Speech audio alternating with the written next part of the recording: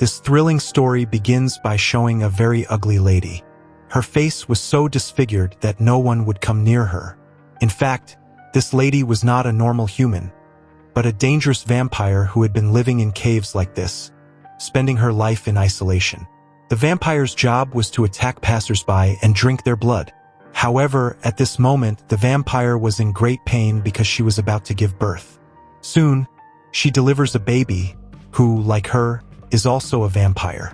While most mothers feel immense joy upon seeing their newborn child, this vampire lady was not happy at all.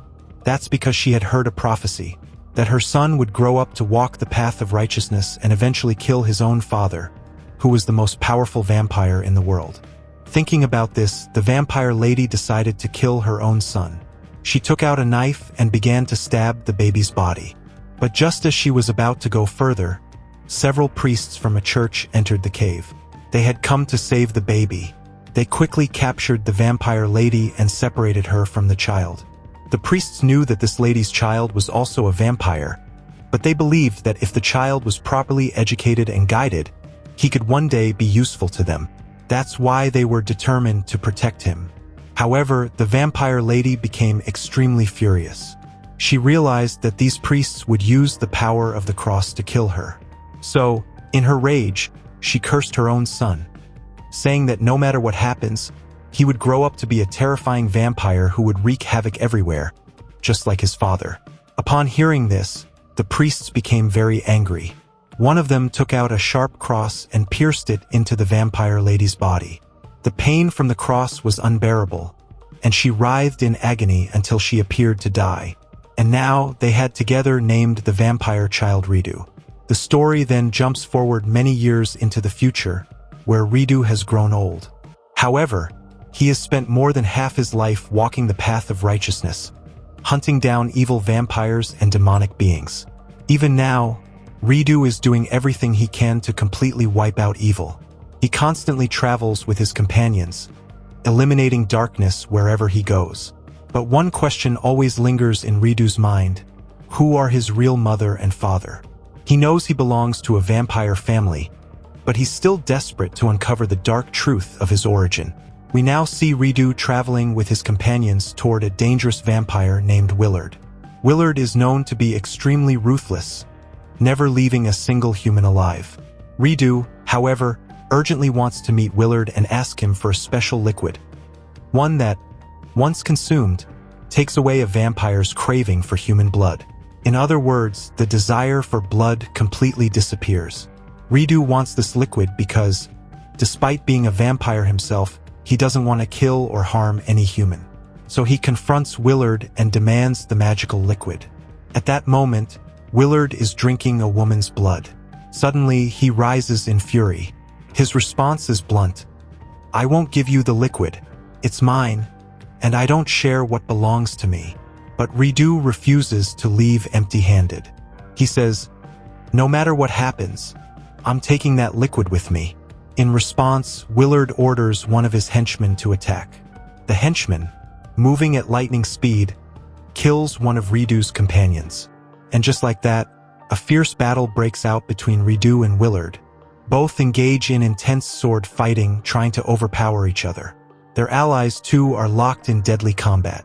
Though Willard is a cruel and powerful vampire, his fighting techniques are no match for Redo, because Redo learned his skills from humans, and they were far more refined and effective.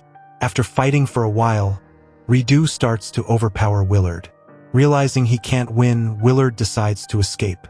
In the very next moment, he transforms into black smoke and vanishes from the scene, meaning Willard is gone. Redo then goes and retrieves the magical liquid. However, when he looks around, he realizes that only one of his men has survived. They had suffered a heavy loss. As Redo begins to leave with his remaining companion, another vampire appears before them. This female vampire says to Redo, "You can't just walk away like this. I can clearly see the evil inside you, but it seems like your brain has been washed." Redo, confused, asks her, "Who are you?" That's when the woman reveals, "I'm Willard's wife, and I can't let you take that liquid with you." But as she gets closer to Redo, she suddenly realizes the truth. Redo is her son. She reveals, "You are the child of Willard and me. I gave birth to you many years ago, but then some priests from the church came and took you away. They wanted to raise you on the path of righteousness so you could destroy evil completely.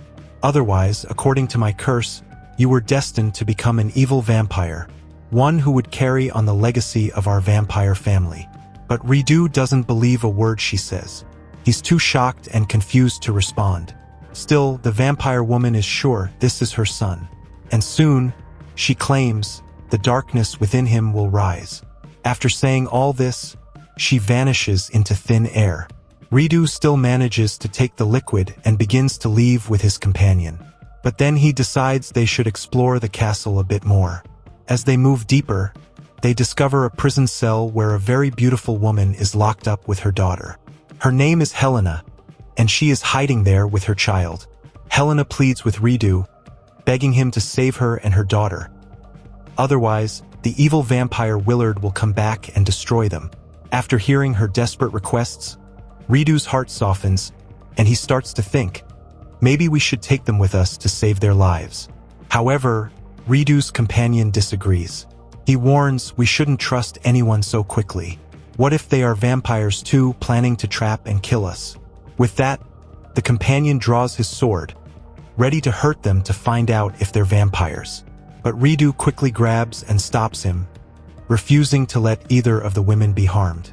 Ridu then opens the prison by any means he can and brings Helena and her daughter out. The four of them spend the night together, sitting around a bonfire, resting in the ruins. Since it was too dangerous to travel through the forest at night, they all decided to wait until morning. From that moment on, Ridu welcomed Helena and her daughter into his team, and the group continued their journey together. A long journey that had only just begun. After traveling for a while, they would stop and rest intermittently. They spent the entire night in the forest. When morning came, something strange happened. Helena began to writhe in pain as sunlight hit her face.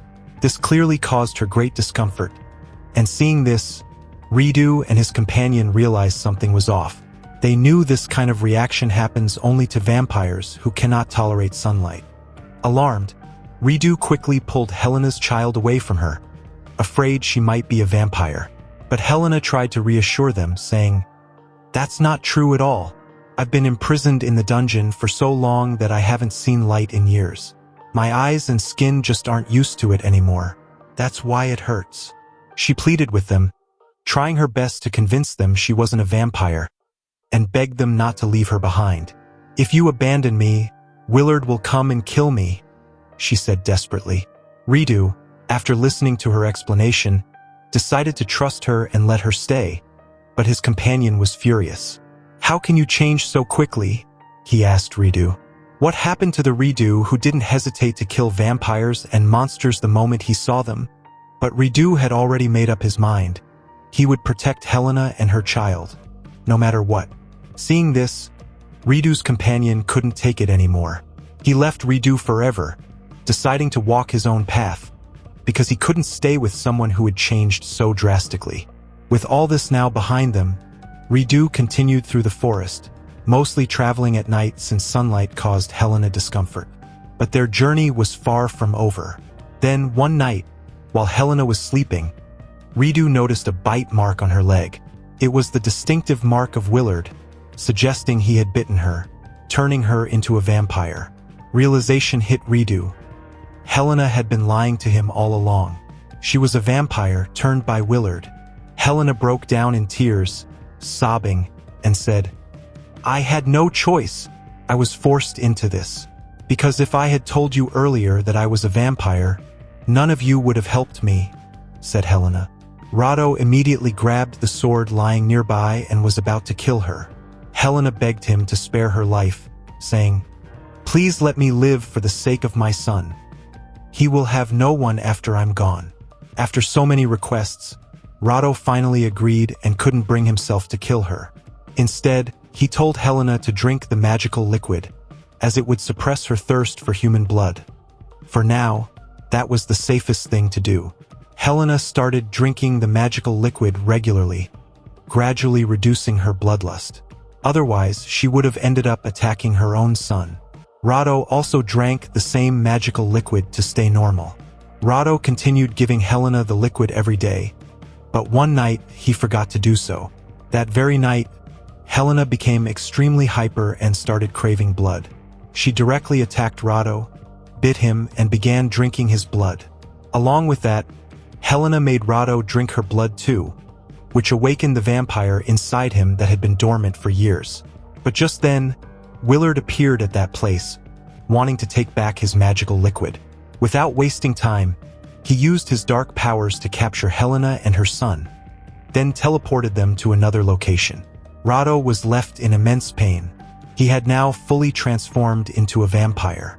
Weakened, he wandered through the forest aimlessly until he came across his old companion, the same one who had left him earlier.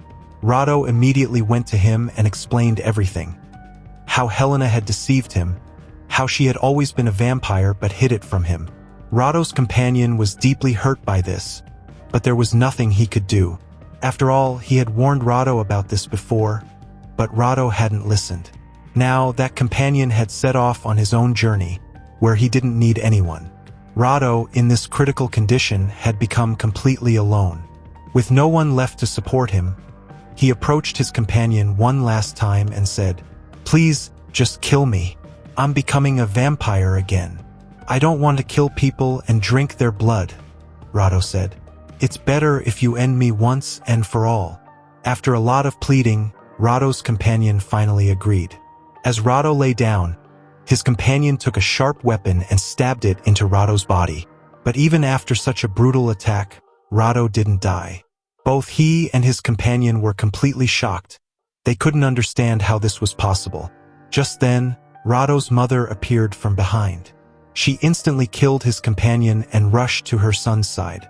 She told Rado, "The reason you didn't die is because you're immortal. No one can kill you. You possess powers that you've never explored." She promised to help him and immediately teleported him to her hideout. There, she decided that she would turn her son into a full-fledged demon. She healed his wounds and began training him, teaching him the dark powers he was born to wield. In a way, Rado's mother started controlling his mind, making him do whatever she desired. Rado, completely out of control, began following her instructions blindly. Slowly, his powers grew so strong that he became half demon and half vampire. The evil that was once dormant inside him started surfacing rapidly. He mastered all the skills taught by his mother and used them well, becoming incredibly powerful. Rado, who once saved people from demons, now began hunting down innocent people himself, killing them one by one. The demon inside him was now fully awakened, the same demon that had been asleep since childhood. And perhaps this was exactly what Rado's mother had always wanted. Despite everything that had happened, Rado still missed Helena. He felt very alone because he had grown fond of her in such a short time. Now, Rado just wanted to find his way back to Helena, no matter what. One night, he tricked his own mother and escaped from the hideout to search for Helena. But no matter how much he searched, he couldn't find Willard or Helena. He was utterly alone once again. And just like that, many years passed. Rado was deeply depressed, and this depression often turned into anger. That's why he decided to form his own team, a group he could talk to, stay busy with, and maybe, if the team was strong enough, fight against Lart and rescue Helena. With this goal in mind, Rado headed toward a village where he came across a brother and sister who were singers. Their names were Lee and Linda. The moment Rado saw them, he decided that he wanted them to be his partners. After their performance ended, Rado approached Lee and Linda and said, "If you want to transform from ordinary humans into immortals, beings who can't be killed, come with me. I'll give you powers beyond your imagination." Linda wasn't interested in any of it, but her brother Lee stepped forward and accepted Rado's offer, convincing Linda to agree as well because they both wanted immortality. In the next moment, Rado bit both of them and fed them his blood, turning them into vampires. Then, Rado took them back to his castle and locked them in, intending to train them. At first, Linda felt like they had walked into a trap. But gradually, she started to realize the perks of being a vampire, the powers they were gaining, the immortality. Rado would capture humans and bring them to the castle so that Lee and Linda could feed on them. At the same time, he began teaching them dark powers, just like the ones he had mastered, so they could grow stronger and support him in his fight against Willard to save Helena. Over time, Lee and Linda fully transformed into vampires. They became so capable that they started hunting on their own and drinking blood with ease and delight. Their powers soon grew to the level of Rado's, thanks to his personal training. Rado now felt confident that with them in his team, no one could defeat him. But one day, while the castle was empty, a sorceress began making her way inside, armed with a weapon capable of killing vampires. Actually, that sorceress had been sent by the church, and her main mission was to kill Rado. Since Lee and Linda weren't present at the moment, it was going to be much easier for her to complete her task. As the sorceress entered the castle, she found a woman lying in a prison cell, the same woman whose blood Lee and Linda had fed on. That meant she was about to turn into a vampire very soon. The sorceress was disgusted by this, so she used her dagger to kill the woman before she could transform. Now, at least the woman wouldn't become a vampire. But just then, Rado, Lee, and Linda arrived and saw what the sorceress had done. Furious, Rado rushed at the sorceress at full speed and began attacking her. The sorceress dropped all her weapons, the ones designed to kill vampires. But in that moment, Lee and Linda picked up the weapon, and strangely, they pointed it at Rado. It seemed they now wanted to kill him. At the same time, Rado bit the sorceress and fed her his blood, converting her into a vampire too. Now, the sorceress was no longer a threat. She was one of them. But Rado was furious that Lee and Linda had turned against him. That's when Lee spoke up. "We can't be your slaves forever. We want our freedom. That's why we're leaving." Rado tried to stop Lee, but Linda began playing her flute, producing sounds that caused Rado intense pain. He was forced to let them go. The next moment, Lee and Linda vanished into the distance. Rado was enraged and soon disappeared to chase after them. Months passed, but he couldn't find them. One day, however, he finally ran into the siblings again. He demanded, "Where is my weapon? The one that can kill vampires?" That's when Lee and Linda confessed that the vampire queen had taken it from them. Then they brought Rado with them to meet her. When Rado entered, he was shocked to see that the vampire queen was none other than Helena. She had become incredibly powerful and was now running the entire kingdom on her own. Rado asked her how all this had happened, and Helena explained everything. "I never wanted my son to become a vampire. That's why I left him in the human world. And Willard, he's asleep in the basement, deep in slumber. After he left, I took charge of the entire kingdom. That's how I became the vampire queen." Helena then promised Rado that she would return his weapon and even provide the magical liquid to help him become normal again. Helena had developed a liking for Lee, and since it was Rado who had turned Lee into a vampire, Lee couldn't go to Helena without Rado's permission. After thinking deeply about it, Rado finally agreed to the deal and handed Lee over to Helena for good. But Rado had something else in mind. As soon as he got the chance, he snuck into the basement and approached the coffin where Willard was sleeping in a deep slumber. A sacred sword had been placed beside the coffin to ensure that Willard wouldn't wake up. But for reasons only Rado knew, he deliberately removed the sword. As a result, Willard woke up with a terrifying roar. But Rado knew exactly what he was doing. Using that very sword, Rado began attacking his own father. He didn't stop, striking again and again until Willard was finally killed. Perhaps the ancient prophecy had finally come true, the one that foretold Rado would one day kill his own father. By the time Helena learned what had happened, it was too late. Rado then approached her, intent on killing her too.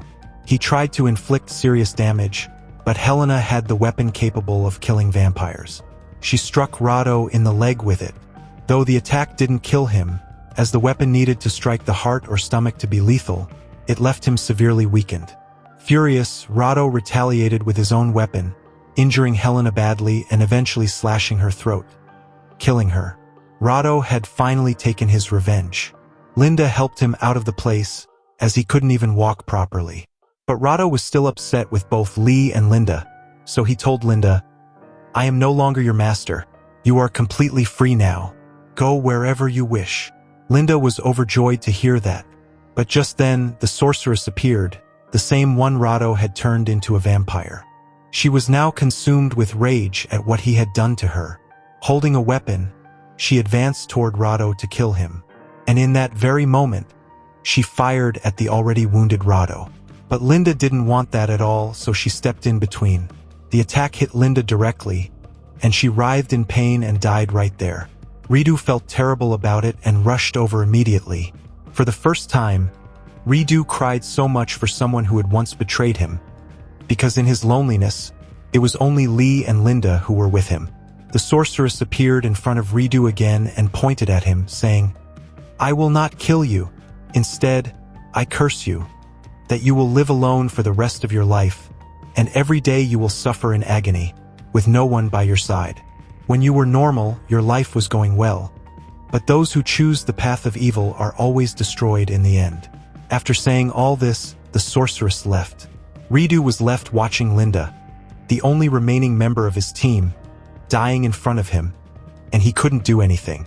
He knew he was immortal, meaning he could never die, and according to the curse, he would remain alone for the rest of his life. No punishment could be greater than this for Ridu. That's when Ridu realized that bad deeds always have bad consequences. And with that, our adventure story ends here.